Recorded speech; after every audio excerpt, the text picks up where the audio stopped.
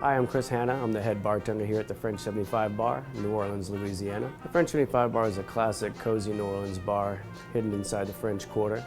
It gives you that old feeling. It's like old New Orleans nostalgia. You walk in and you think you're back in time.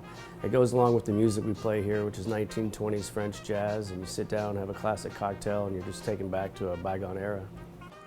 One of the wonderful things is you could be a character here in New Orleans and be part of this play that I call New Orleans. And so my job is to be a bartender at the French 75 Bar. What inspires me is mostly the history of New Orleans, different characters, but also reading. I read a lot of books. And then if I really like a character and like what this character drinks, where they're from, and I get ingredients from like maybe that country or wherever the story takes place and something that relates to it. French 75 is a champagne cocktail with cognac, lemon juice, a little sugar.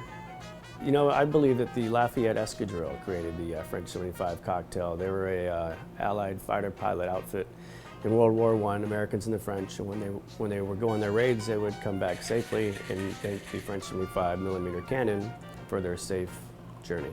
And they would drink champagne and cognac together.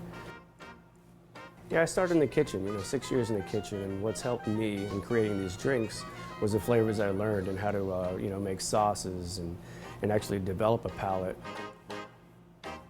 A drink I recommend to guests for a first time, something new, something, very New Orleans, I would say the Brandy Crusta. The Brandy Crusta is the first sugar-rimmed cocktail, actually, and it was created like 3 blocks from here.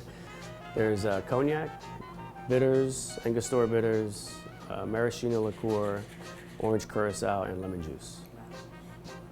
Since I'm an old soul, I want them to experience the vibe and energy of what I really kind of like. I moved here because I love Louis Armstrong, and I love jazz, and I love the history of, 1920s, the way people dressed. And I hope that people can leave Bourbon Street, which is very exciting, and feel like they come into an oasis of like a way they can just step back in time.